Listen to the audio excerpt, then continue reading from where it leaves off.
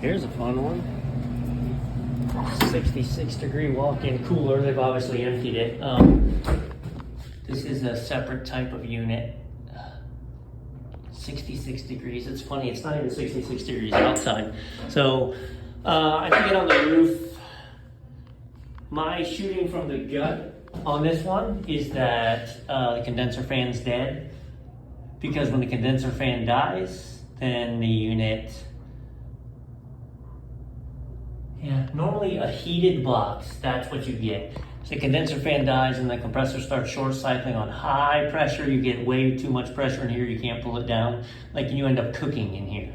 So it's weird that it's 66, it's weird that it's also off. Let's see if they turned it off at the breaker or whatever, and let's get to the roof. Well, not the roof, but that makes me happy. They had it turned off, walk-in cooler compressor, so let's turn the system back on, see what we get. Okay, sounds like the compressor started to run and then stopped. Sounds like we have a condenser fan and no compressor. We may just have bad start components. What a headache these units are. So I gotta get into here to the electrical section. That was just a very troublesome noise. There is no disconnect up here. Those wires run straight into a box. Oh, do the best I can to expose. See if we've got a disconnect in there. But, you know, it's important for you to see.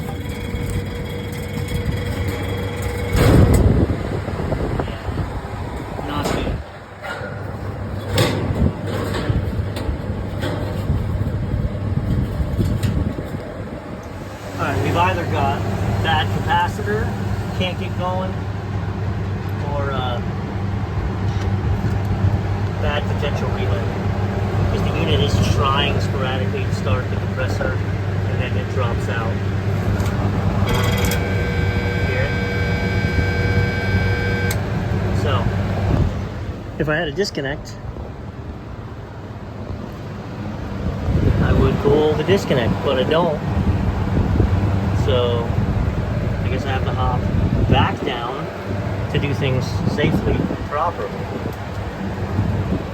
Okay, let it break. So capacitor is greater than 15. I need a 15. And I need a 108 230. Or a 108 130. Of course I'm not gonna have it.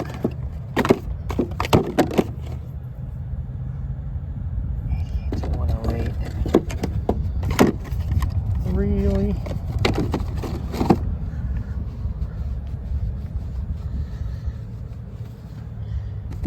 $88 to $108, $130 to $158. Again, with all the up and down, I don't want to monkey with it, so I'm taking all that I might need. Okay, so bad news is that both the caps test strong and fine. So that means either our potential relay is no bueno, which is what I would imagine, based on that clicking you heard, or our compressor itself is no good. But if our compressor itself was no good, I wouldn't expect this to chatter. I would expect it to kick over to the run cycle. It starts, and then it senses it, it kicks over to the run, and then if the unit's no good and locked up and won't run, then it's going to shut off on thermal.